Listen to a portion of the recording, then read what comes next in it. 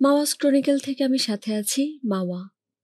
আমাদের আজকের গল্প হুমায়ুন আহমেদের লেখা চক্ষে আমার তৃষ্ণা উপন্যাসের দ্বিতীয় পর্ব। ঢাকা শহরে বৃষ্টি। ওসমান ছাদে এক হাতে মাথায় ছাতি ধরে আছেন। ঝুমঝুম বৃষ্টি পড়ছে। বৃষ্টির সঙ্গে এলোমেলো বাতাস। তার ভালো লাগছে। গরম এক মগ কফি যদি কেউ তার হাতে ধরিয়ে দিত আরো ভালো লাগতো। কয়েকদিন আগে একটা ছবিতে এরকম দৃশ্য দেখেছেন। পাহাড়ের চূড়ায় এক যুবক বসে আছে। তুষারপাত হচ্ছে। যুবকের হাতে মস্ত বড় এক কফি মগ। কফির ধোঁয়া উঠছে। যুবক কফিতে চুমুক দিচ্ছে। এক ধরনের বিষণ্ণ আনন্দ নিয়ে তুষারপাত দেখছে। কফির কাপে চুমুক দেবার আগে কিছুক্ষণ মনোযোগ দিয়ে কাপের দিকে তাকাচ্ছে, যেন কাপের ভিতর সে কিছু দেখতে পাচ্ছে। পরিচালক ভালো মুন্সিয়ানা দেখিয়েছেন। কফির কাপের ভেতরটার জন্যে দর্শকদের আগ্রহ তৈরি করেছেন। তার হাতে চায়ের কাপ থাকলে তিনিও এই কাজটা করতেন। কিছুক্ষণ তাকাতেন মগের ভেতরে, কিছুক্ষণ আকাশে। নিজেকে পর্বতারোহী ভেবে অন্যের জীবনযাপন করতেন। এটা এক ধরনের খেলা। পঙ্গু মানুষকে জীবনযাপন করতে হলে কিছু খেলা খেলতে হয়, যেমন অভিনয় খেলা, ছবি আঁকাআঁকি খেলা, আকাশের তারা দেখা খেলা। নিজেকে সান্ত্বনা দেয়া, আমার জীবন হুইল চেয়ারে আইকা গাম দিয়ে কেউ আটকে দেয়নি। আমি পর্বতে উঠতে পারি, তুষারপাত দেখতে পারি, জল রং দিয়ে গহীন বনের ছবি এঁকে সেই বনে ঢুকে যেতে পারি। চাচা কি করছেন? তরু ছাদে এসেছে। মাথায় ছাতাটাতা কিছু নেই। বৃষ্টি মাথায় নিয়ে দাঁড়িয়ে আছে। ওসমান বললেন, বৃষ্টিতে ভিজছি। তরু বলল, আপনি ছাতার নিচে বসে আছেন, আপনি মোটেই বৃষ্টিতে ভিজছেন না। বৃষ্টিতে আমি ভিজছি। এখন বলুন কেন? আমি মোটেই বৃষ্টি প্রেমিক না, তাহলে আমি কেন ভিজছি? তুমি এসো করো স্নান নামে একটা উপন্যাস লিখছ, এই জন্যে বৃষ্টিতে ভিজছ। হয়েছে, তবে উপন্যাসের নাম এখনো ফাইনাল হয়নি। যে 5 পৃষ্ঠা আপনাকে দিয়েছি পড়েছেন? হ্যাঁ। কেমন হয়েছে? কেমন হয়েছে বলা আমার পক্ষে মুশকিল। একজন ঔপন্যাসিক সেটা বলতে পারবেন। যিনি তোমাকে উপন্যাস লেখার কলাকৌশল শিখিয়েছেন তাকে পড়তে দাও। অসম্ভব, ওই বাড়িতে যাওয়াই যাবে না। কেন? ঔপন্যাসিকের স্ত্রী অত্যন্ত সন্দেহবাতিগ্রস্ত মহিলা। আমি যতক্ষণ ছিলাম তিনি তীক্ষ্ণ দৃষ্টিতে আমার দিকে তাকিয়েছিলেন। একসময় বলেই ফেললেন, তুমি হুটহুট করে আসবে না। উনি লেখালেখি করেন, ব্যস্ত থাকেন, সামনেই বইমেলা। আমি বললাম, আমি কি টেলিফোনে কথা বলতে পারি? ভদ্রমহিলা প্রায় আঁতকে উঠে বললেন, কখনো টেলিফোন করবে না। ও কখনো টেলিফোন ধরে না। কেউ টেলিফোনে কথা বলতে চাইলে অত্যন্ত বিরক্ত হয়। এরপরেও কি ওই বাড়িতে আমার যাওয়া উচিত? না। একজন পাঠক হিসেবে বলুন কেমন লেগেছে? লেখায় গল্পের ভঙ্গিটা ভালো, তবে এই হচ্ছে আমার টেলিফোন নাম্বার। লেখা ভালো লাগলে যোগাযোগ করবেন, অংশ ভালো লাগেনি। কেন? এই অংশে ছেলে মানুষই আছে, তাই। ছেলে মানুষই করার জন্যই তো আমি ওই অংশটা রেখেছি। ওই টেলিফোন নাম্বার মোটেই আমার নাম্বার না, বানানো নাম্বার। আনা ফ্রাঙ্কের ডায়েরি থেকে আপনি যদি ছেলে মানুষের অংশটা ফেলে দেন, তাহলে ডায়েরি পড়তে ভালো লাগবে না। তুমি আনা ফ্রাঙ্কের ডায়েরি পড়েছ? হুম, টিউটোরিয়াল স্যার পড়তে দিয়েছিলেন। ওনার নিকনেম চর্যা স্যার। চর্যাপদ পড়ান বলেই এই নাম। আনা ফ্রাঙ্ক পড়ে শেষ করে চর্যা স্যারকে ফেরত দিতে গিয়েছি। স্যার বললেন, রেখে দাও, ফেরত দিতে হবে না। ভালো মানুষ মনে হচ্ছে। ভালো মানুষ। আমার দিকে প্রেম প্রেম ভাব আছে বলে মনে হয়। আপনার সঙ্গে পরিচয় করিয়ে দিব। আমার সঙ্গে পরিচয় করিয়ে দেবে কেন? মানুষের সঙ্গেই তো মানুষের পরিচয়। ওনার সঙ্গে গল্প করলে আপনার ভালো লাগবে। উনি সুন্দর করে কথা বলেন। কথা বললে দারুণ আনন্দ পাবেন। ওসমান বললেন, আপাতত 1 কাপ চা খেতে পারলে দারুণ আনন্দ পাবো। তুমি চা বানিয়ে দিতে পারবে? না, এখন পারবো না। বৃষ্টিতে ভেজা শেষ হলে আমি ঘরে চলে যাব। কাজের মেয়েকে দিয়ে চা পাঠাবো। 10 মিনিট পরে চা খেলে আপনার তেমন কোনো ক্ষতি হবে না। না, ক্ষতি হবে? ক্ষতি হবে না। আচ্ছা, আমার লেখা পড়ে সুতাকৃমির প্রতি কি মমতা তৈরি হয়েছে? না, কাপুরুষতা মমতা তৈরি করে না। শেক্সপিয়রের ওই লাইনটা কখনো পড়েছ? Coward dies many Times before their death. না, পড়িনি। সুন্দর লাইন তো। বাংলায় কি হবে? ভীতুরা মৃত্যুর আগেই অনেকবার মারা যায়। চাচা, বাংলাটা ইংরেজির মতো সুন্দর লাগছে না কেন? ওসমান ডান হাত থেকে বাঁ হাতে ছাতা বদল করতে করতে বললেন, ভীতু শব্দটার জন্যে। কাওয়ার্ড শব্দের বাংলা ভীতু হবে না। যে মাকড়সা ভয় পায় সেও ভীতু, কিন্তু কাওয়ার্ড শব্দ তার জন্যে না। চাচা, আপনার কি ধারণা আপনি খুব জ্ঞানী? তা না, প্রচুর পড়ি তো, এই কারণেই হঠাৎ হঠাৎ দু একটা জ্ঞানের কথা বলে ফেলি। আর বলবেন না, আপনি জ্ঞানের কথা বললে আমার অসহ্য লাগে। আচ্ছা, আর বলবো না। তোমার মনে হয় ঠান্ডা লেগে গেছে, শীতে কাঁপছ। আমি চাচ্ছি আরো ঠান্ডা লাগুক, জ্বর আসুক। জ্বর নিয়ে লেপের ভেতর শুয়ে থাকতে আমার খুবই ভালো লাগে। তাহলে আরো ভেজো। বেশিক্ষণ ভিজতে পারবো না। দেখুন, আকাশ পরিষ্কার হয়ে আসছে, বৃষ্টির তেজও কমে গেছে। আচ্ছা, আমি চলে যাচ্ছি। 10 মিনিটের মাথায় আপনার চা চলে আসবে।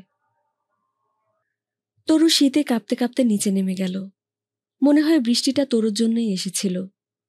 সে চলে যাওয়া মাত্র বৃষ্টি পুরোপুরি থেমে গেল। ওসমান অনেকক্ষণ চায়ের জন্য অপেক্ষা করলেন। কেউ চা নিয়ে এলো না। তিনি নিজেই কফি বানিয়ে খেলেন।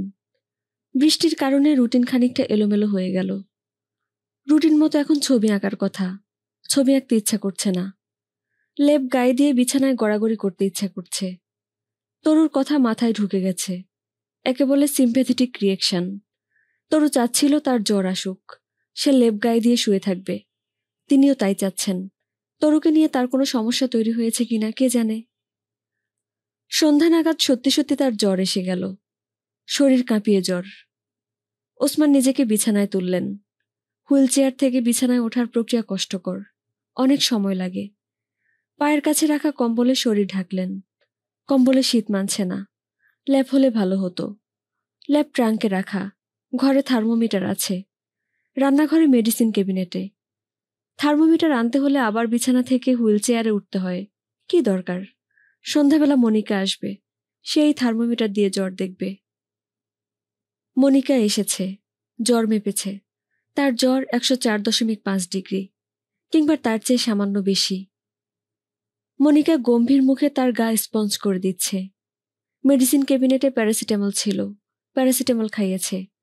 দোকান থেকে অরেঞ্জ জুস কিনে এনে গ্লাসে ঢেলে রেখেছে। মনিকা বলল, স্যার, সকালের নাস্তা ছাড়া আপনি আর কিছু খেয়েছেন? ওসমান বললেন, না। খালি পেটে কমলার রস খাওয়া যাবে না, অ্যাসিডিটি হবে। আপনার ঘরে বিস্কুট নাই? বিস্কুট নিয়ে আসি? বিস্কুট তোমাকে আনতে যেতে হবে না। রফিক খাবার নিয়ে আসবে, তাকে দিয়ে আনলেই হবে। সে কখন খাবার আনে? 8টার মধ্যে সবসময় আসে। মনিকা বলল, 8টা 10 কিন্তু বাজে, বাইরে ঝড় বৃষ্টি শুরু হয়েছে। ওসমান বললেন, ঝড় বৃষ্টি, সাইক্লোন, টর্নেডো যাই হোক, রফিক আসবে। কারণ রফিক জানে, সে যদি না আসে আমাকে উপোস থাকতে হবে। আপনার ঘরে কি মোমবাতি আছে? আছে, ড্রয়ারে আছে। কেন? ঝড় বৃষ্টি হচ্ছে, কিছুক্ষণের মধ্যে কারেন্ট চলে যাবে। আমি আগে ভাগেই মোমবাতি জ্বালিয়ে রাখতে চাই। তুমি খুবই গোছানো মেয়ে। আপনার মতো গোছানো না। ওসমান বললেন, আমাকে গোছানো হতে হয়েছে বাধ্য হয়ে। মনিকা, শোনো, তুমি আমার ক্রিয়েটিভ রাইটিং এর উপর কিছু বইপত্র জোগাড় করে দিতে পারবে? কি করবেন? আমি ঠিক করেছি একটা উপন্যাস লিখব। একসঙ্গে কত কিছু করবেন? কোনোটাই তো ক্লিক করছে না। তবে গল্প উপন্যাস মনে হয় লিখতে পারবো। আমি খুব গুছিয়ে চিঠি লিখতে পারতাম। পারতাম বলছেন কেন? এখন পারেন না? অনেকদিন কাউকে চিঠি লিখি না, কাজেই বলতে পারছি না পারবো কিনা। কাউকে লিখে দেখুন। ওসমান বললেন, চিঠি লেখার আমার তেমন কেউ নেই, তোমাকে লিখব? মনিকা বলল, লিখতে পারেন।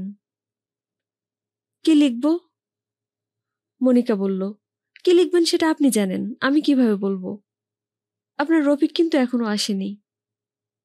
ওসমান বললেন, চলে আসবে। তুমি বরং কমলার রসটা দাও, আমি খেয়ে নেই। কমলার রস না খাওয়া পর্যন্ত তোমার অস্থিরতা কমবে না। আমার অ্যাসিডিটির কোনো সমস্যা নেই, কাজেই অসুবিধা হবে না। কমলার রস খাবার মাঝখানে ইলেকট্রিসিটি চলে গেল। ওসমান স্বস্তির নিঃশ্বাস ফেললেন। বাল্বের আলো চোখে লাগছিল, এখন আরাম লাগছে। মোমবাতির আলো চোখে আরাম দেয়। মনিকা, কাগজ কলম নিয়ে বসো তো, চিঠি লিখব। মুখে মুখে বলে যাব, তুমি লিখবে। চিঠিটা কি আমাকেই লিখবেন? হুম, লেখো, হ্যালো মনিকা। হ্যালো মনিকা কেন লিখব? আপনি তো আমাকে টেলিফোন করছেন না, চিঠি লিখছেন। ইন্টারেস্টিং করার জন্য হ্যালো মনিকা দিয়ে শুরু করেছি, তুমি লিখতে থাকো। হ্যালো মনিকা, তুমি এখন আমাকে কালার হুইল শেখাচ্ছ। ছবিতে রং বসাতে হবে কালার হুইল দেখে, যেন রঙে রঙে মিল থাকে, চোখে না লাগে। আমার কথা হচ্ছে, প্রকৃতি কি রঙের ব্যাপারে কালার হুইল ব্যবহার করে? সূর্যাস্তগুলি আমি কিছুদিন হলো খুব মন দিয়ে দেখছি, সেখানে কালার হুইলের কোনো ব্যাপার নেই। হালকা ফিরোজা রঙের পাশেই গাঢ় খয়েরি। আপনি দ্রুত বলছেন, আমি এত দ্রুত লিখতে পারছি না। সরি, তুমি কোন পর্যন্ত লিখেছ? আমি অনেক পেছনে। আমি লিখেছি, সূর্যাস্তগুলি আমি কিছুদিন, তারপর কি আমি ভুলে গেছি। মনিকা, জ্বরটা কি আরেকবার দেখবে? মনে হয় বেড়েছে। মনিকা জ্বর মাপল, 104.5 ডিগ্রি। ওসমান বললেন, থার্মোমিটার নষ্ট না তো? জ্বর এক জায়গায় দাঁড়িয়ে আছে, এটা অস্বাভাবিক না? মনিকা বলল, থার্মোমিটার ঠিক আছে স্যার, আপনার রফিক এখনো আসেনি। ওসমান বললেন, চলে আসবে চলে আসবে। জ্বরের ঘোরে চলে আসবে বাক্য মাথায় ঢুকে গেল। গ্রামোফোনের পিন আটকে যাবার মতো ক্রমাগত চলে আসবে হচ্ছে। মনিকা বলল, স্যার আমাকে চলে যেতে হবে, 10টার সময় হোস্টেলের গেট বন্ধ হয়ে যায়। ওসমান বললেন, চলে আসবে রফিক, চলে আসবে। মনিকা বলল, আপনাকে একজন ডাক্তার দেখানো দরকার, এখন ডাক্তার কোথায় পাবো? ওসমান বললেন, ডাক্তার চলে আসবে। মনিকা বলল, আপনার কোনো রিলেটিভকে টেলিফোন করলে আসবে না? আপনার পাশে কাউকে থাকা দরকার। ওসমান বললেন, চলে আসবে, সবাই চলে আসবে। মনিকা উঠে দাঁড়ালো। দোতলার কাউকে পাওয়া গেলে খবর দেবে। তার নিজের ইচ্ছে করছে থেকে যেতে। অসুস্থ মানুষের জন্য থেকে যাওয়া অন্যায় কিছু না, কিন্তু থাকা সম্ভব না। ইলেকট্রিসিটি নেই, কাজেই কলিং বেল কাজ করছে না। অভ্যাসের কারণে মনিকা কলিং বেলের বোতাম চেপেই যাচ্ছে। কলিং বেল চাপাচাপির মধ্যেই কারেন্ট চলে এলো। দরজা খুলল তরু। সহজ স্বাভাবিক গলায় বলল, ভেতরে আসুন। মনিকা বলল, ভেতরে আসবো না, আমার নাম মনিকা। আপনাকে চিনি, আপনি চাচাকে ছবি আঁকা শেখান। আপনার সঙ্গে একদিন আমার কথাও হয়েছে। ও হ্যাঁ, কথা হয়েছিল। আপনার নাম মিস্ত্রি। ভেতরে এসে বসুন, দরজায় দাঁড়িয়ে কতক্ষণ কথা বলবেন? না, আমি চলে যাব। আমাদের হোস্টেলের গেট 10টার সময় বন্ধ করে দেয়। একটা খবর দিতে এসেছিলাম। ওসমান স্যারের শরীর খুব খারাপ করেছে, প্রচণ্ড জ্বর, 104। তরু বলল, 104.5 হবার কথা। মনিকা বিস্মিত হয়ে বলল, হ্যাঁ তাই। তরু বলল, চাচার থার্মোমিটারটা নষ্ট। জ্বর যতই হোক, এই থার্মোমিটারে উঠবে 104.5। তারপরও আপনি নিশ্চিন্ত থাকুন, আমি লোক পাঠাচ্ছি।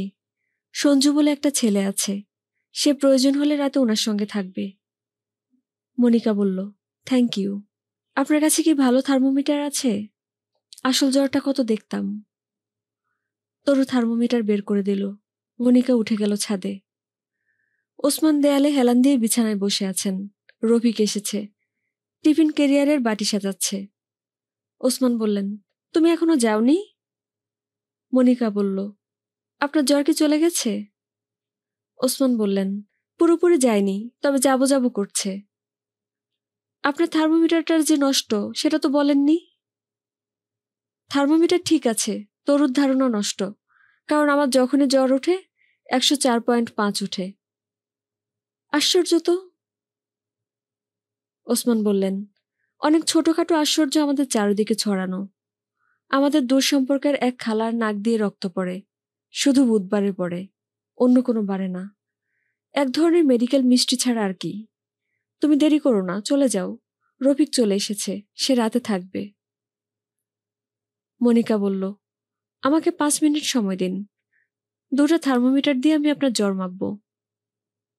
দিলাম 5 মিনিট সময়। 2টা থার্মোমিটার দিয়ে জ্বর মাপা হলো। দুটোতেই 99 পাওয়া গেল। মনিকা চলে গেছে। ওসমান রফিককে 2টো নতুন ইংরেজি শব্দ দিলেন। একটা হলো ফিভার, জ্বর, অন্যটা পেইন, ব্যথা। রফিক বলো, জ্বর ইংরেজি কি? ফিভার। ফিভারের সঙ্গে মিল আছে এমন একটা শব্দ পরশুদিন শিখিয়েছিলাম, মনে আছে? জি, রিভার। রিভার মানে কি? নদী। তাহলে ফিভার রিভার কি হবে? জ্বর নদী। ওসমান মুগ্ধ গলায় বললেন, কি সুন্দর বাক্য, জ্বর নদী। তরু আজ আবার উপন্যাস নিয়ে বসেছে। তবে আজকের আয়োজন অন্যরকম। মোমবাতি অফ, টেবিল ল্যাম্প জ্বালানো হয়েছে। ফাউন্টেন পেনের বদলে আজ বল পয়েন্ট। একটা লাল কালির বল পয়েন্ট, অন্যটি নীল কালির। লাল কালিতে লেখা অংশ মূলত উপন্যাসে থাকবে না, নীল কালিরটা থাকবে। লাল কালির লেখা উপন্যাসের ব্যাখ্যামূলক। বাড়তি আয়োজনের মধ্যে আছে বাটি ভর্তি পানি। সেখানে শুকনো বকুল ফুল ছাড়া হয়েছে। ফুলগুলি পানিতে ডুবছে না, ভেসে আছে, হালকা গন্ধ ছড়াচ্ছে। লেখালেখির জন্য রাতটা ভালো, বৃষ্টি হচ্ছে। তরুদের গ্যারাজের ছাদ টিনের বলে বৃষ্টির শব্দ কানে আসছে। তার বাবা বাসায় নেই, মুন্সিগঞ্জে গিয়েছেন। তাদের একটা ট্রাক রিকশার খাদে অ্যাক্সিডেন্ট করেছে। রিকশা যাত্রী মারা গেছে। থানাওয়ালারা ট্রাক আটক করেছে। তরুর বাবা ঝামেলা মেটাতে গিয়েছেন, তার ফিরতে দেরি হবে। তিনি টেলিফোনে তরুকে রাতের খাবার খেয়ে নিতে বলেছেন। তরু ঠিক করেছে যত রাতই হোক বাবা বাড়ি ফিরলে খাবে। বৃষ্টি বাদলার রাত বলেই খাবারের বিশেষ আয়োজন করা হয়েছে, খিচুড়ি এবং ভুনা গরুর মাংস। তরু বিছানায় উপর হয়ে শুয়ে লিখছে, লাল কালির লেখা, যেটা মূল উপন্যাসে যাবে না।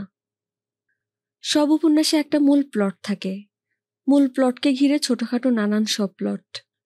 আমি কোনো মূল প্লট খুঁজে পাচ্ছি না। যেহেতু উত্তম পুরুষে লিখছি, নিজের জীবনে ঘটে যাওয়া অংশ নিয়ে লিখছি, সে কারণেই গল্প খুঁজে পাচ্ছি না। বেশিরভাগ মেয়ের মতো আমার জীবনে তেমন কোনো গল্প নেই, খুবই সাধারণ অবস্থা। আমি বিশাল বড়লোকের মেয়ে হলে আমার জীবনে অনেক গল্প থাকতো। বড়লোকের মেয়েদের অনেক গল্প থাকে, আজে বাজে ধরনের গল্প। পাঠকদের তেমন কোনো গল্প দিতে পারলে তারা মজা পেত। আমার পরামর্শদাতা লেখক বলেছেন, সব শিল্প মাধ্যমে বিনোদন একটি প্রধান অংশ। পিকাসো যে ছবি আঁকেন, সেখানেও বিনোদন থাকতে হবে। এই লেখকের সঙ্গে আমি কথা বলি মোবাইল টেলিফোনে। মোবাইল টেলিফোনের নাম্বার তিনি আমাকে দিয়েছেন এবং বলেছেন সকাল 7টা থেকে 11টার মধ্যে কথা বলতে।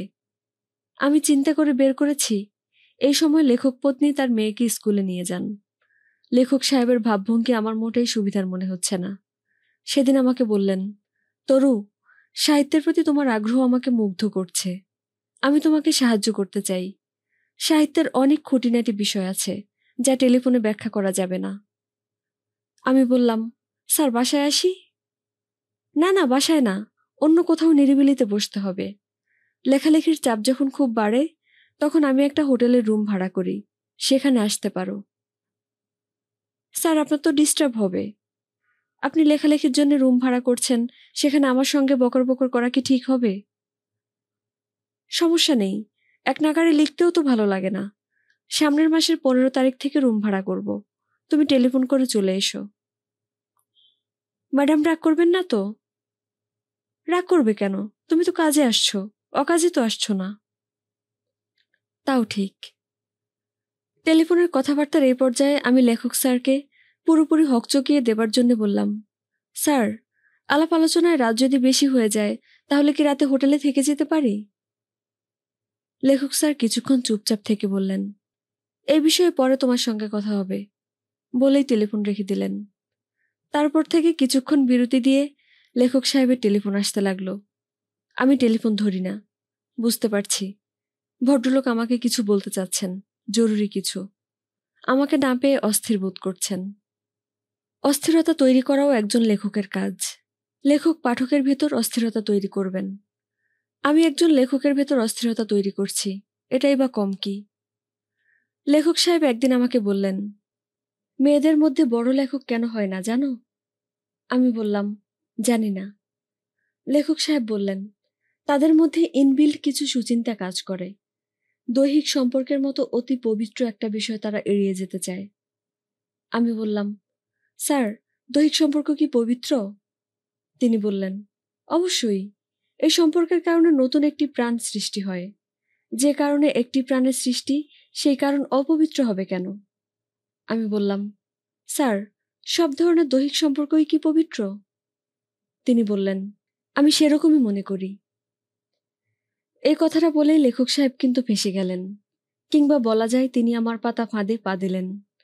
কারণ আমি অত্যন্ত বিনীত গলায় বললাম, আচ্ছা স্যার, মনে করুন আপনার স্ত্রী অন্য কারোর সঙ্গে দৈহিক সম্পর্ক স্থাপন করে গর্ভবতী হয়ে গেলেন, নতুন একটি প্রাণ সৃষ্টি করলেন, এটা কি পবিত্র? লেখক স্যার কিছুক্ষণ চুপচাপ থেকে বললেন, তোমার মাথায় কিছু চিন্তা ভাবনায় গিট্টু লেগে গেছে, গিট্টু ছুটাতে হবে। গিট্টু কে ছুটাবে, আপনি? চেষ্টা করে দেখব। লেখক স্যার আমার গিট্টু ছুটানোর অপেক্ষায় আছেন। তিনি এখনো জানেন না আমি কঠিন চিজ। আমি তার মাথায় এমন গিট্টু লাগিয়ে দেব যা তিনি কোনোদিন ছুটাতে পারবেন না। আমি তার প্রেমে পড়েছি, এরকম একটা খেলা খেলব। সুন্দর সুন্দর চিঠি লিখব, গিফট কিনে পাঠাবো। তারপর তারপরেরটা তারপর। হয়তো আমাকে খুব খারাপ মেয়ে মনে হচ্ছে। হ্যাঁ, আমি সামান্য খারাপ। প্রতিহিংসার ব্যাপারটা আমার মধ্যে আছে। লেখক সাহেব আমাকে ভুলিয়ে ভালিয়ে হোটেলে নিতে চাচ্ছেন। এই ব্যাপারটা আমি নিতেই পারছি না। লেখকরা হবেন অনেক উপরের মানুষ, তারা জাতির আত্মা, তারা কেন এমন হবেন? আমার বাবা সাধারণ মানুষ, ব্যবসাপাতি নিয়ে থাকেন, একজন বিপত্নিক। তার মধ্যে তো এরকম ছুকছুকানি নাই। একজন রূপবতী তরুণী কাজের মেয়ে কিছুদিন আমাদের বাসায় ছিল। প্রথম দিনেই বাবা তাকে বলল, মাগো, আমাকে এক কাপ চা বানিয়ে দাও। কাজের মেয়েটা ধাক্কার মতো খেয়ে অনেকক্ষণ বাবার দিকে তাকিয়েছিল। তার দৃষ্টি দেখেই বুঝেছি কোনো গৃহকর্তা এর আগে তাকে মা ডাকেনি, বরং আড়ালে আবডালে অন্য ইঙ্গিত করেছে। এখন মূল উপন্যাস শুরু করছি। নীলকালিতে লেখা। সুতাকৃমি আমার প্রেমে পড়েছে। কিভাবে বুঝলাম? মেয়েদের তৃতীয় নয়ন থাকে। এই নয়নে সে প্রেমে পড়া বিষয়টা চট করে বুঝে ফেলে। পুরুষের খারাপ দৃষ্টিও বুঝে। মুরব্বী কোনো মানুষ মা মা বলে পিঠে হাত বুলাচ্ছে, সেই স্পর্শ থেকেও সে বুঝে ফেলে মা ডাকের অংশে ভেজাল কতটুকু আছে। সুতাকৃমির প্রেমে পড়ার ব্যাপারটা তৃতীয় নয়নের সাহায্য ছাড়াই কিভাবে বুঝলাম সেটা বলি। আমার মোবাইলে একটা SMS পেলাম, রোমান হরফে বাংলায় লেখা। আপনাকে না দেখিলে আমার বড় কষ্ট হয়। মোটামুটি বাংলা হবে, আপনাকে না দেখলে আমার বড় কষ্ট হয়।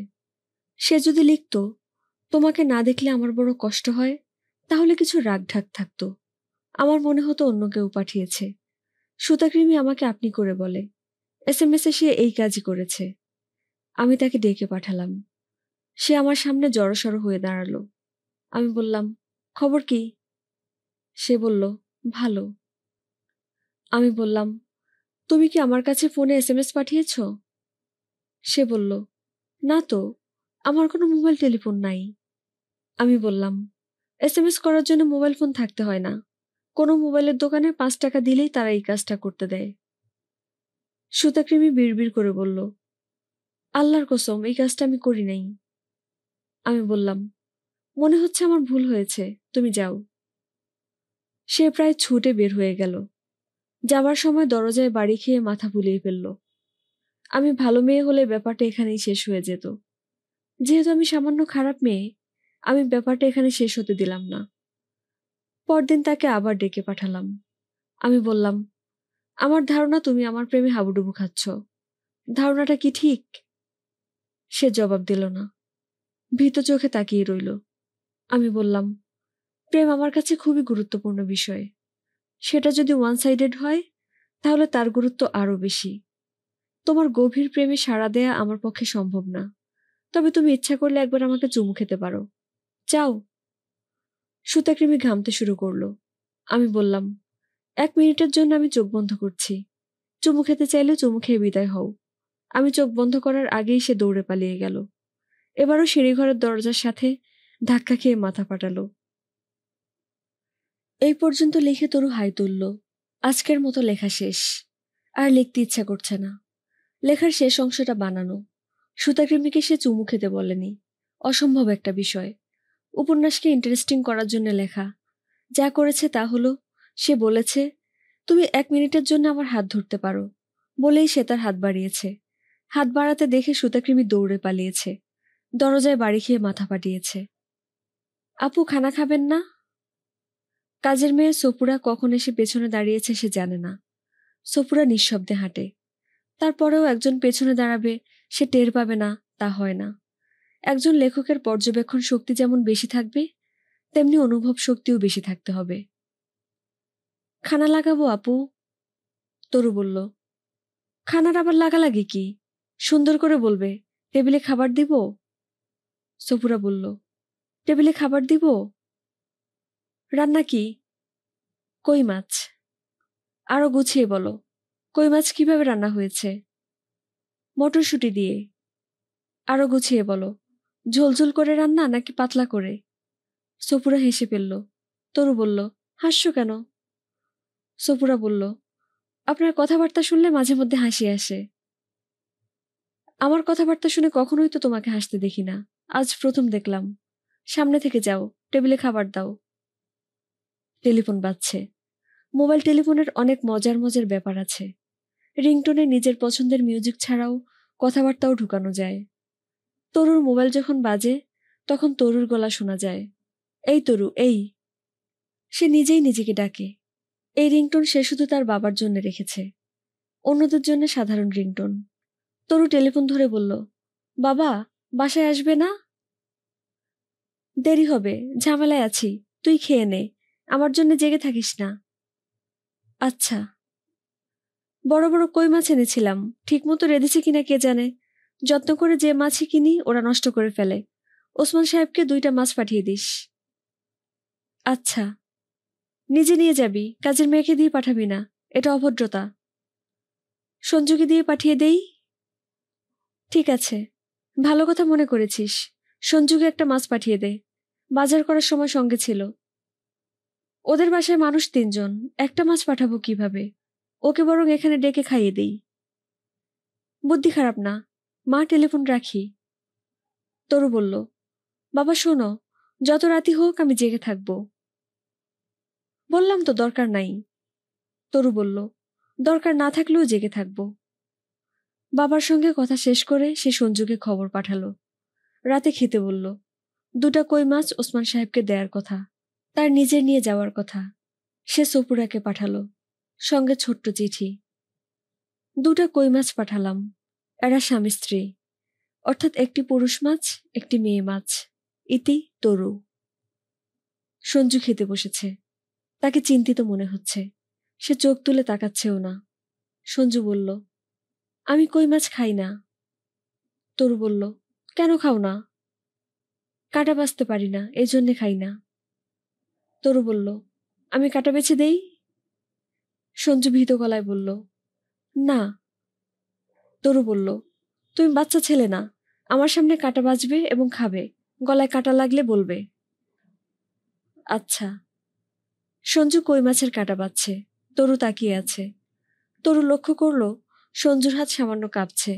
তরু বলল, তুমি আমার বাবার কই মাছ খাওয়া দেখেছ? না। দেখার মতো দৃশ্য। বাবা পুরো মাছটা মুখের ভেতর ঢুকিয়ে মাথা ধরে টান দেন। পুরো কাঁটারা চলে আসে। কাঁটাগুলি তিনি ফেলে দেন না। মাথা সদ্য সব কাঁটা মুখে দিয়ে চিবোতে থাকেন। আমাদের বাসায় কোনো বিড়াল থাকলে এই দৃশ্য দেখে হার্ট ফেল করত। সঞ্জু বলল, কেন? তরু বলল, বিড়ালদের হার্ট খুব দুর্বল থাকে, কাউকে কাঁটা খেতে দেখলে তারা হার্ট ফেল করে। এটা জানতাম না, নতুন জিনিস জানলাম।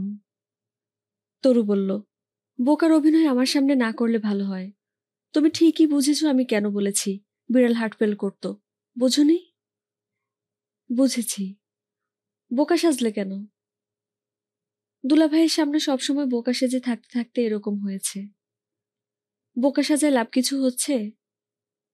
হচ্ছে। কি লাভ হচ্ছে? এখন দুলাভাই আমাকে হিসাবে ধরেন না। আমার সামনেই গোপন টেলিফোনগুলি করেন। তিনি ধরেই নিয়েছেন আমি কিছুই বুঝতে পারছি না। গোপন টেলিফোন মানে কি?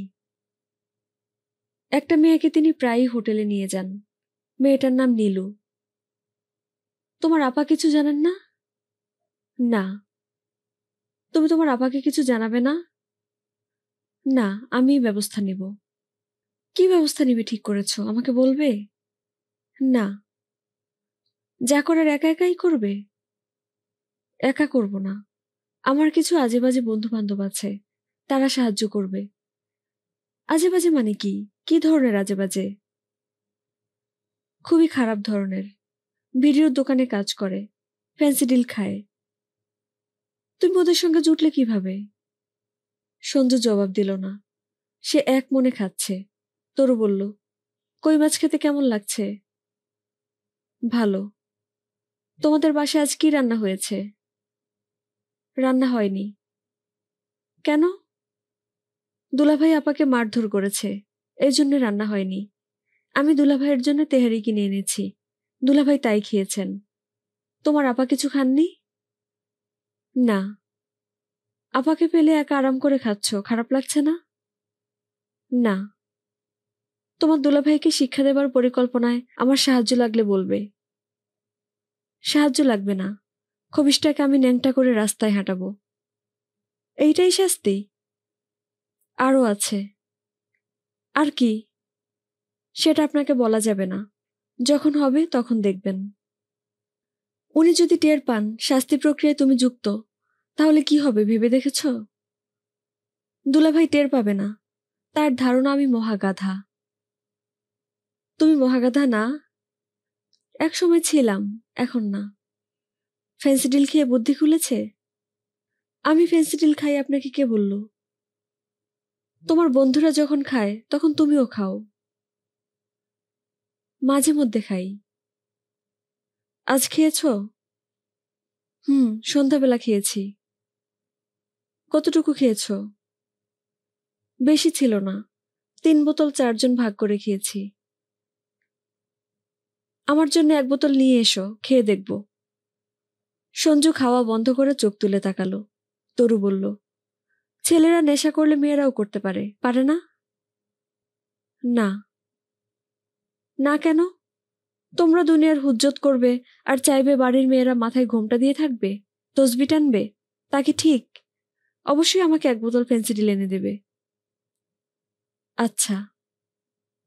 তোমার দুলাভাইকে ন্যাংটা করে রাস্তায় কবে হাঁটাবে, আমাকে আগেই জানিও।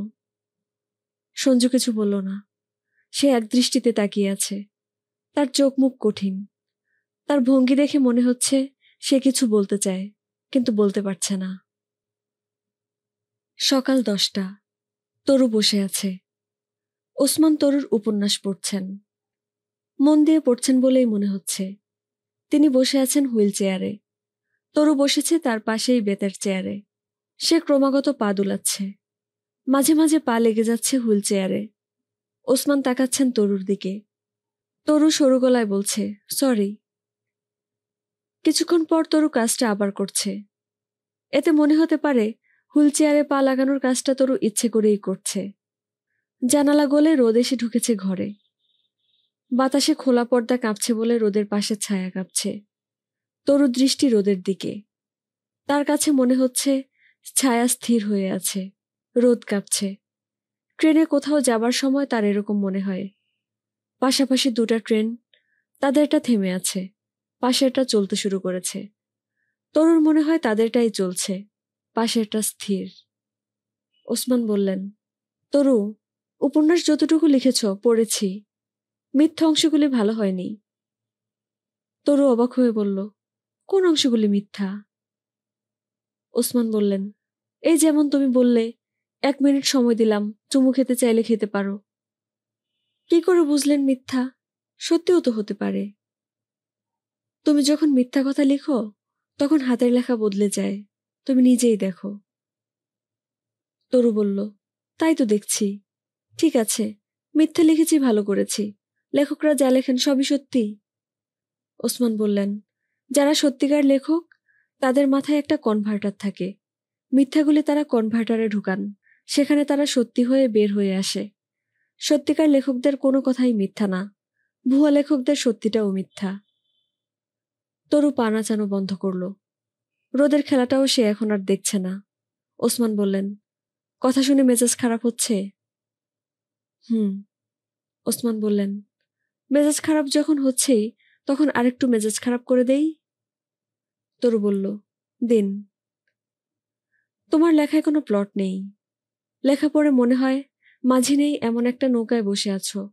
বাতাস নৌকাকে যেদিকে নিয়ে যাচ্ছে সেদিকে যাচ্ছ। যখন বাতাস থাকছে না তখন তুমিও স্থির হয়ে বসে আছো। তোমার লেখার নৌকায় মাঝি লাগবে, পাল লাগবে, প্রয়োজনে গুণ টানার ব্যবস্থাও করতে হবে।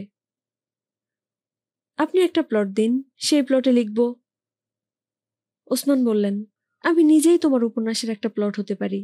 একজন পঙ্গু মানুষ, ছাদের চিলেকোঠায় থাকে, হুইল চেয়ারে ঘুরে, চরিত্র হিসেবে ইন্টারেস্টিং। তার জীবনে প্রেম নিয়ে আসো, অল্প বয়সী একটা মেয়ে তার প্রেমে পড়ুক।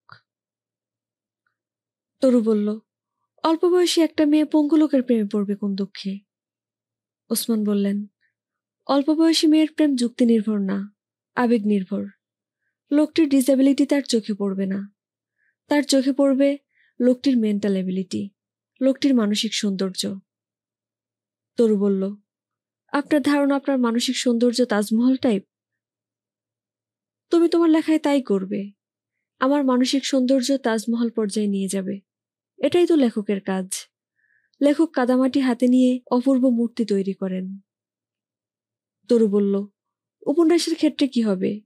মেয়েটা পঙ্গুটাকে বিয়ে করবে, সুখে ঘর সংসার করতে থাকবে, তাদের কিছু পঙ্গু ছেলে মেয়ে হবে, নাকি কোনো ছেলে মেয়েই হবে না? ওসমান বললেন, তুমি রেগে যাচ্ছ কেন? তুমি আমার কাছে প্লট চেয়েছো, আমি প্লট দিলাম। পছন্দ হলেই নিয়ে লিখবে, পছন্দ না হলে লিখবে না। তরু বলল, আপনি যে প্লট দিয়েছেন সেই প্লটের ইংরেজি নাম শিট প্লট, বাংলায় গু প্লট। ওসমান শব্দ করে হাসলেন। সঙ্গে সঙ্গে তরু বলল, আপনার হাসির শব্দ সুন্দর, বেশ সুন্দর। আমি একটা ক্যাসেট প্লেয়ারে আপনার হাসি রেকর্ড করে রাখব। ওসমান বললেন, ক্যাসেট প্লেয়ার নিয়ে আসো, আজই ক্যাসেট করো। তরু বলল, আজ না, চা খাবেন? খেতে পারি। তরু চা বানাতে গেল। হুইল চেয়ারে ওসমান তার পেছনে পেছনে গেলেন। তরু বলল, চায়ে চিনি দেব? দাও। তরু বলল, সঞ্জুকে নায়ক বানিয়ে নতুন করে উপন্যাসটা লিখলে কেমন হয়? ওসমান বললেন, তাও করতে পারো।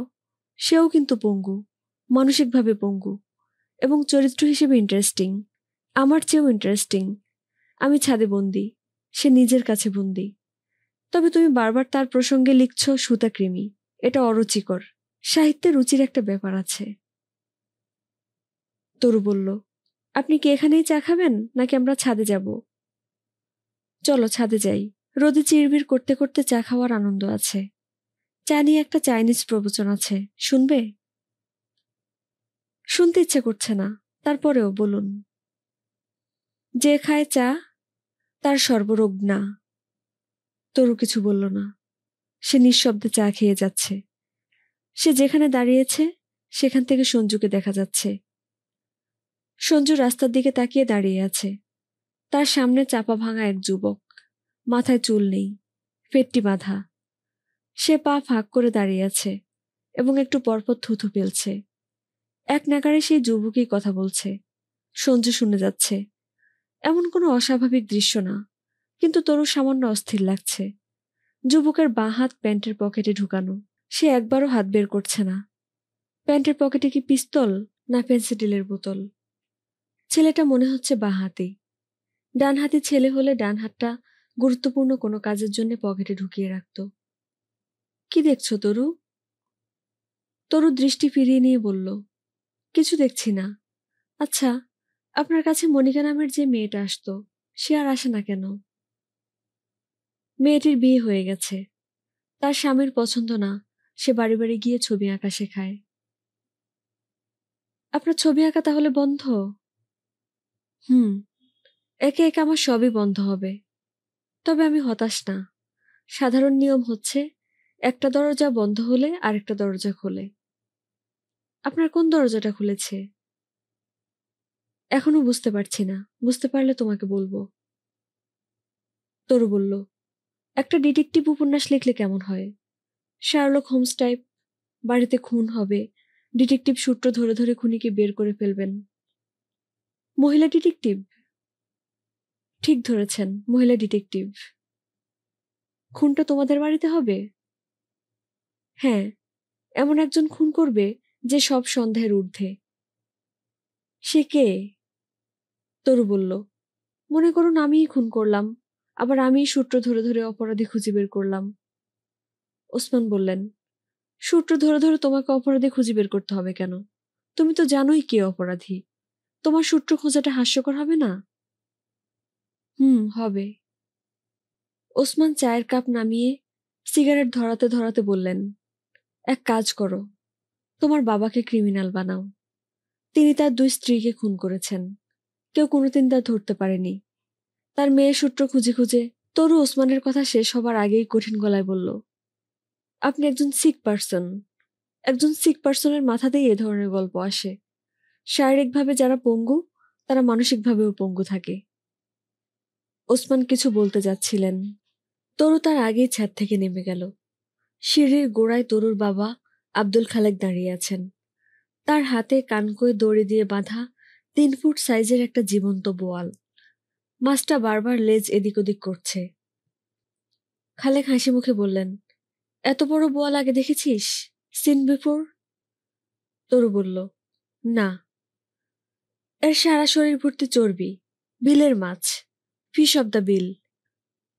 বিলের মাছ কি করে বুঝলে? কালো রং।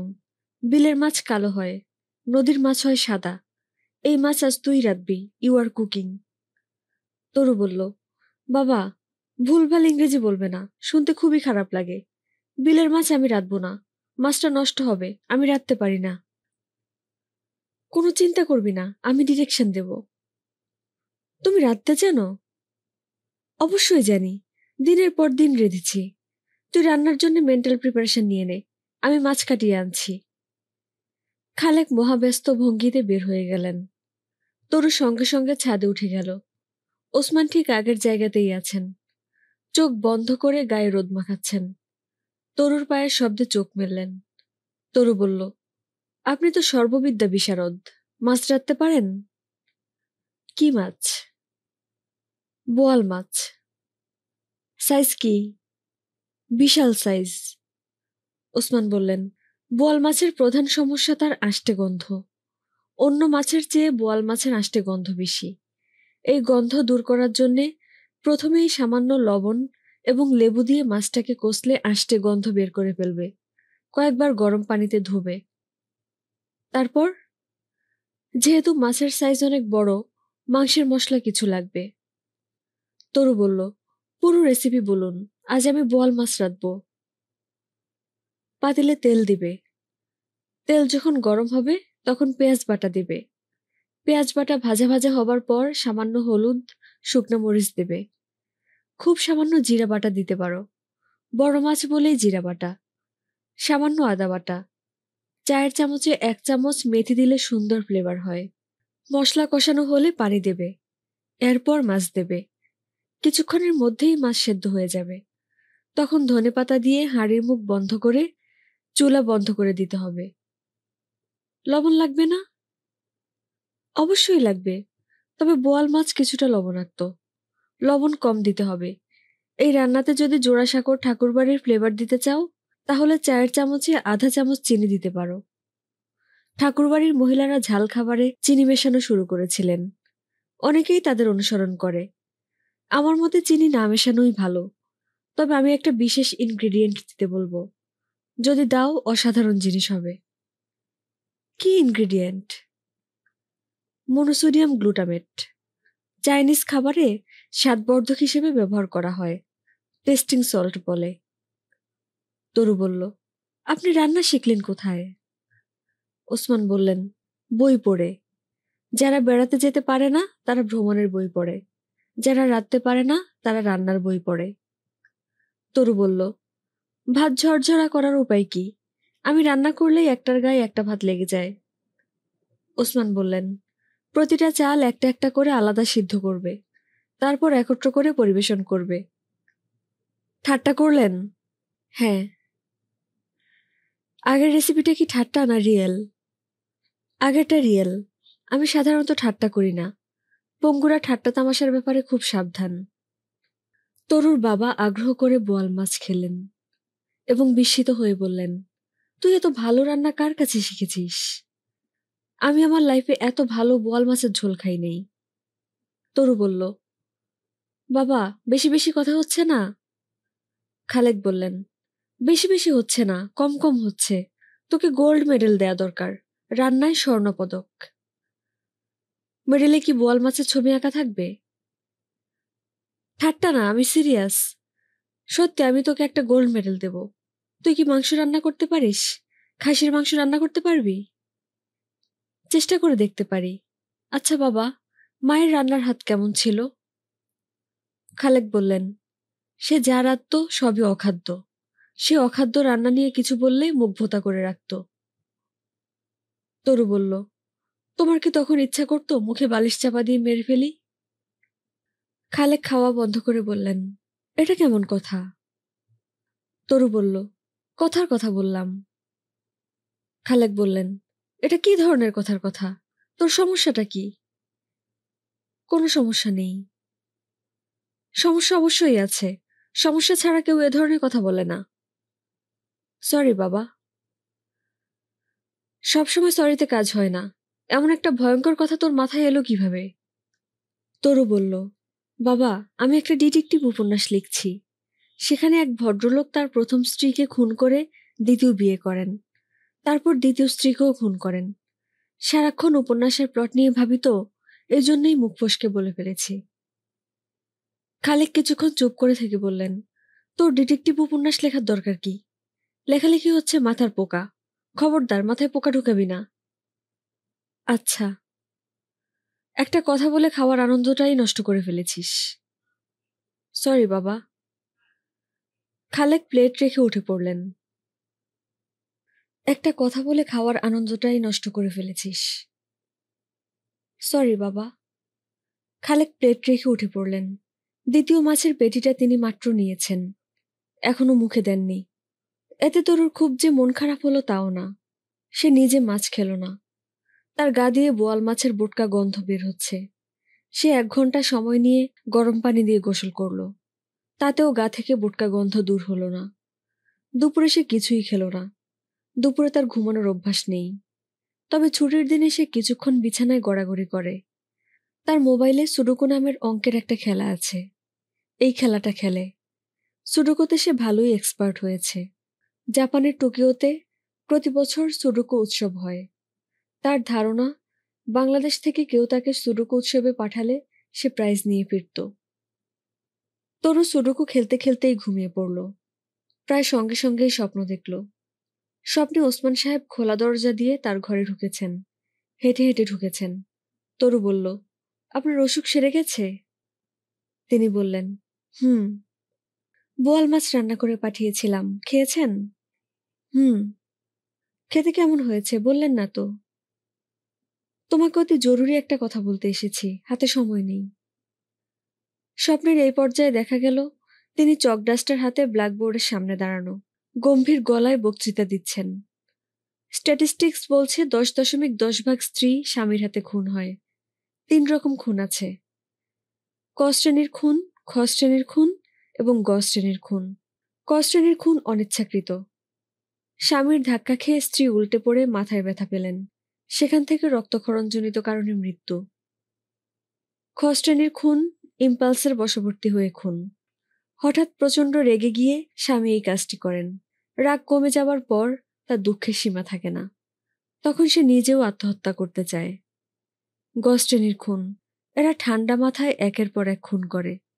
এদের বলা হয় সিরিয়াল কিলার, যেমন তোমার বাবা খালেক সাহেব। তরু বলল, স্যার, স্বপ্নে মনে হচ্ছিল ওসমান সাহেব তার শিক্ষক। কিছুক্ষণের জন্য লেকচার বন্ধ রাখবেন। আমার একটা কল এসেছে জাপানের রাজধানী টোকিও থেকে, সুডোকু কম্পিটিশনে যোগ দেওয়ার আমন্ত্রণ। তরুর ঘুম ভাঙল মোবাইল ফোনের শব্দে। সে টেলিফোন ধরে বলল, কে? আমি সঞ্জু। কি চাও? আমার বুবুকে দুলাভাই ঘর থেকে বের করে দিয়েছে। সে কলতলায় বসে আছে, তাকে একটু ঘরে নিয়ে যান। তুমি বলো আমাদের ঘরে আসতে। সঞ্জু ফুঁপাতে ফুঁপাতে বলল, বুবুর গায়ে কোনো কাপড় নাই, বুবুকে উনি ন্যাংটো করে ঘর থেকে বের করে দিয়েছেন। কি বলছো এসব? সত্যি কথা বলছি, একটা চাদর নিয়ে কলতলায় যান। তরু চাদর নিয়ে কলতলায় গিয়ে দেখে সঞ্জুর বোন সম্পূর্ণ নগ্ন অবস্থায় জড়সড় হয়ে বসে আছে, থরথর করে কাঁপছে। সে চোখ বড় বড় করে তাকিয়ে আছে। তার দৃষ্টিতে গভীর লজ্জাবোধের বাইরেও কিছু আছে, যা চট করে ব্যাখ্যা করা যায় না। তরু চাদর দিয়ে মহিলাকে ঢেকে দিল। তরু বলল, আপনি ঘরে আসুন। মহিলা তাকালেন। তরুর কথা বুঝতে পারছেন বলে মনে হলো না। সঞ্জুকে দেখা যাচ্ছে, সে কলতলার দক্ষিণে পেয়ারা গাছের নিচে দাঁড়িয়ে। সে তাকিয়ে আছে গেটের দিকে। কলতলায় কি ঘটছে তা সে জানে না, এরকম একটা ভঙ্গি। তরু আবার বলল, আসুন। ভদ্রমহিলা নড়ে উঠলেন, কিন্তু আগের মতোই জড়সড় হয়ে বসে রইলেন। সঞ্জু পেয়ারা গাছের নিচ থেকে বলল, বুবু যাও, ওনার সঙ্গে যাও। বেশিরভাগ দিন খালেক বাসায় খেতে আসেন না। দুপুরবেলাটা ব্যবসা বাণিজ্যের জন্য কঠিন সময়। জটিল সমস্যার সমাধান হয় দুপুরে, মানুষ যখন ক্ষুধার্ত থাকে তখন। ঝামেলা মিটিয়ে মানুষ তখন খেতে বসতে চায়। ক্ষুধার্ত মানুষ ঝামেলা নিতে পারে না। খালেক নিয়ম করে রেখেছেন, বড় ধরনের ঝামেলা ছাড়া তিনি দুপুরে বাসায় থাকবেন না। আজ বাসায় এসেছেন, কারণ জ্বরে তার শরীর পুড়ে যাচ্ছে।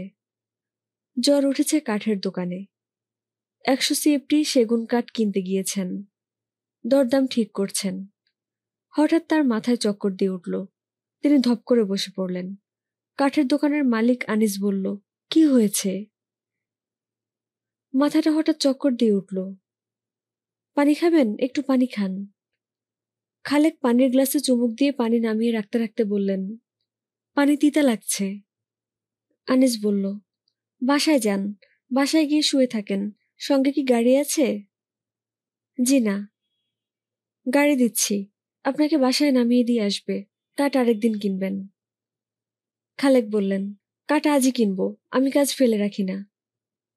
আনিস বলল, ক্যাশিয়ারের কাছে টাকা জমা দিন। আপনার 100 সিএফটি কাঠ আমি আমার দায়িত্বে জায়গা মতো পৌঁছাইয়ে দেব। আপনি অসুস্থ মানুষ, আপনি আমার উপর ভরসা করেন। খালেক বললেন, ভরসা করলাম। আনিস নামের যুবকটাকে তার পছন্দ হয়েছে। চেহারায় কাঠিন্য আছে, কথাবার্তায় নেই। সব ব্যবসায়ের মধ্যেই কাস্টমারের সামনে হাত কসলানো স্বভাব আপনাতেই চলে আসে, এর মধ্যে নেই। আনিস বলল, আপনি কিছুক্ষণ শুয়ে থাকুন, আমি ডাক্তার খবর দিয়েছি, আপনার প্রেশারটা দেখবে। খালেক বলল, কোনো দরকার নাই। আনিস বলল, দরকার আছে কি নাই সেটা ডাক্তার বুঝবে। আপনার কি ডায়াবেটিসের কোনো সমস্যা আছে? কখনো মাপি নাই। একটা বয়সের পরে শরীর পরীক্ষা নিরীক্ষা মাঝে মধ্যে করা উচিত। আমার বাবার ছিল হাই ডায়াবেটিস, হাই প্রেশার, কোনোদিন পরীক্ষা করার নাই। একদিন আমি জোর করে পরীক্ষা করালাম, সব অসুখ বিসুখ একসঙ্গে ধরা পড়ল। 6 মাসের মধ্যে মৃত্যু। আমি ব্যবসা করা টাইপ ছেলে না, বাবার ব্যবসা হঠাৎ এসে মাথার মধ্যে পড়েছে। আগে কি করতেন? পাশ করার পর কিছুই করতাম না। অভিনয়ের শখ ছিল। যারা প্যাকেজ নাটক করে এদের পিছে পিছে অনেক ঘুরেছি। খুবই ফালতু ধরনের কয়েকটা ক্যারেক্টারের অভিনয় করেছি, এখন সব বাদ। বিয়ে করেছেন? জি না। খালেকের হঠাৎ মনে হলো তরুর পাশে এই ছেলেটাকে খুবই মানায়। দুজনের চেহারায় কোথায় যেন একটা মিলও আছে। ডাক্তার চলে এসেছে, প্রেশার নর্মাল পাওয়া গেল। সুগারও মাপা হলো, র্যান্ডমে 6.2। এসব কিছু না। আনিসের গাড়িতে করে তিনি বাসায় ফিরলেন। 32 ভাগা ব্যবসায়ী লক্কর গাড়ি না, কালো রঙের ঝকঝকে গাড়ি। গাড়ির ভেতর বেলি ফুলের গন্ধ। খালেক ভেবেছিলেন এয়ার ফ্রেশনার দেয়া, পরে লক্ষ্য করলেন পেছনের সিটে বেতের ছোট্ট ঝুড়ি ভর্তি বেলি ফুল। খালেক বাসায় ফিরলেন জ্বর নিয়ে। তার চোখ লাল, শরীর কাঁপছে, দৃষ্টি সামান্য উদ্ভ্রান্ত। তরু বলল, বাবা কি হয়েছে? খালেক বললেন, সব ঠিক আছে, ডাক্তার চেক করেছে। তরু বলল, শরীর পুড়ে যাচ্ছে, ডাক্তার কি চেক করেছে বুঝলাম না। তুই ইউনিভার্সিটিতে যাস নাই? না, বাসায় একটা ঝামেলা হয়েছে, এজন্য যেতে পারিনি। কি ঝামেলা? কি ঝামেলা পরে শুনবে, এখন বিছানায় এসো, গায়ে স্পঞ্জ করে দিব। তুমি তো ঠিকমতো হাঁটতেও পারছো না, আমার ঘাড়ে হাত রাখো। খালেক বললেন, দরজা জানালা বন্ধ করে দে, চোখে আলো লাগছে। তরু বাবার মাথায় জলপট্টি দিচ্ছে। সিলিং ফ্যান হালকা করে ছেড়ে দেয়া হয়েছে, জানালা বন্ধ। খোলা দরজা দিয়ে সামান্য আলো আসছে। খালেক তার মাথার কাছে বসা মেয়েকে ঘাড় ঘুরিয়ে দেখলেন, এবং এই প্রথম মনে হলো এমন রূপবতী মেয়ে তিনি তার জীবনে দ্বিতীয়টা দেখেননি। খালেক বললেন, তোর জন্য আজ একটা ছেলে দেখলাম। ভালো করেছ, আমার খুবই পছন্দ হয়েছে। তরু জলপট্টি বদলাতে বদলাতে বলল, বিয়ের কথা পাকা করে চলে এসেছো নাকি বাবা? না, তোর পছন্দটা তো জানি না। তোর কিরকম ছেলে পছন্দ? শায়লা ভাবির হাজবেন্ডের মতো ছেলে আমার পছন্দ। শায়লা ভাবি কে? আমাদের ভাড়াটে, সঞ্জুর বুবু। খালেক অবাক হয়ে বললেন, সঞ্জুর দুলাভাইয়ের মতো ছেলে তোর পছন্দ? হুম। কেন? সে তো শুনেছি তার স্ত্রীর সঙ্গে খুবই খারাপ ব্যবহার করে। এই জন্যই তো তাকে আমার পছন্দ। আমার হাজবেন্ড আমার সঙ্গে খারাপ ব্যবহার করবে, আর আমি তাকে শায়েস্তা করব, এতেই আমার আনন্দ। তোর কথাবার্তার কোনো মা বাপ নাই। সঞ্জুর দুলাভাই কি করেছে জানো? আজ তার স্ত্রীকে তালাক দিয়ে ঘর থেকে বের করে দিয়েছে। এমন এক নোংরা কারণে তালাক দিয়েছে যে শুনলে তোমার ইচ্ছে করবে লোকটাকে খুন করতে। কি কারণ? কি কারণ তোমাকে বলতে পারবো না। তোমাকে কেন, কাউকেই বলতে পারবো না। বাবা শোনো, ওই মহিলার কোথাও যাবার জায়গা নেই। তার এক ফুপু আছেন, সেখানেও তিনি যেতে চাচ্ছেন না। উনি আছেন আমাদের এখানে, গেস্ট রুমটা ওনাকে ছেড়ে দিয়েছি। খালেক বিরক্ত গলায় বললেন, কি বলিস তুই? আমার এখানে কেন থাকবে? যাবে কোথায়? যাবে কোথায় সেটা তো আমার দেখার কথা না। তরু বলল, বাবা, তোমার জ্বর আরো বাড়ছে। এই সময় কথাবার্তা বন্ধ রাখো, জ্বর থামুক। তারপর যদি মহিলাকে এ বাড়িতে রাখতে না চাও, ধাক্কা দিয়ে রাস্তায় বের করে দেবে। আমি কিছুই বলবো না। এখন ঘুমোতে চেষ্টা করো, চোখ বন্ধ করো। খালেক সাহেব চোখ বন্ধ করলেন। প্রবল জ্বরের ঘোরে তিনি বিকট সব দুঃস্বপ্ন দেখতে শুরু করলেন। একটি স্বপ্নে তিনি কাঠের একটা বাক্সে শুয়ে আছেন, তার গায়ে চায়ের পাতা ঢালা হচ্ছে। তিনি বলছেন, শুধু চায়ের পাতায় হবে না, বরফ দিতে হবে। তরু বলল, বরফ দিলে তোমার ঠান্ডা লাগবে বাবা, কর্পূর দিচ্ছি। চা পাতা এবং কর্পূর দিলেই হয়, আর কিছু লাগে না। এখন চোখ বন্ধ রাখো, আমি বাক্সের ডালা বন্ধ করব। হাতুড়ি পেরেক এনেছিস? হুম। সাবধানে পেরেক ফুটবি, হাতে যেন না লাগে। আচ্ছা। তরু বাক্সের ডালা বন্ধ করলো। বাক্সটা এখন অন্ধকার। খালেক একটু পরপর পেরেক ফোঁতার শব্দ শুনতে শুনতে গভীর ঘোরে চলে গেলেন। তার ঘোর ভাঙল হাসপাতালে। অপরিচিত একজন তরুণী তার গায়ের চাদর ঠিকঠাক করে দিচ্ছে। খালেক বললেন, কে? তরুণী জবাব না দিয়ে ঘর থেকে বের হয়ে গেল, এবং তার প্রায় সঙ্গে সঙ্গেই ঢুকলো তরু। তরু বলল, বাবা, একটু কি ভালো লাগছে? খালেক বললেন, ওই মেয়েটা কে? তরু বলল, সঞ্জুর বোন। সঞ্জুটা কে? জামান সাহেবের স্ত্রীর ছোট ভাই।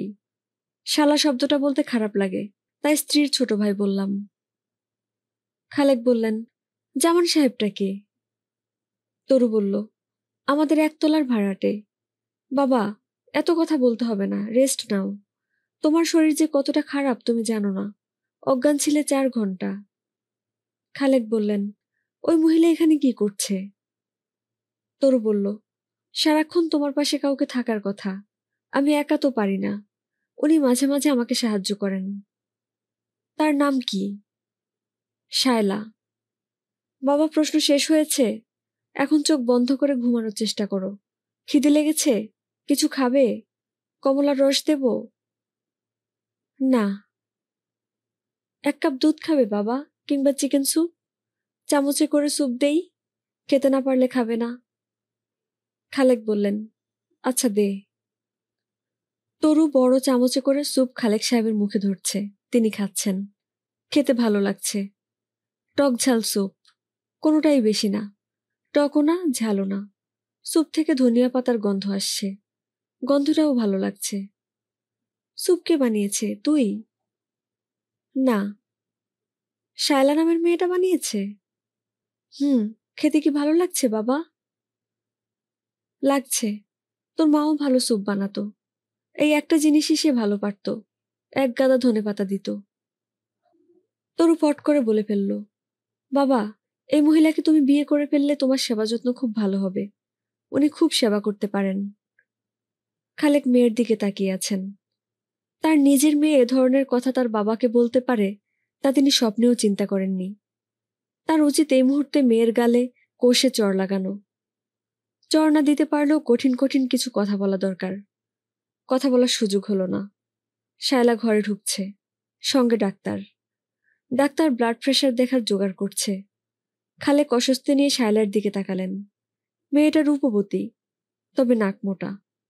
তরুর মার নাকও মোটা ছিল। তার দ্বিতীয় স্ত্রী তরুর খালার নাকও ছিল মোটা। এই মেয়েটার নাকও মোটা। তার কপালে কি শুধুই মোটা নাকের মেয়ে? খালেক চমকে উঠলেন। এসব কি ভাবছেন? অসুখে ভুগে কি তার মাথাটা খারাপ হয়ে গেছে?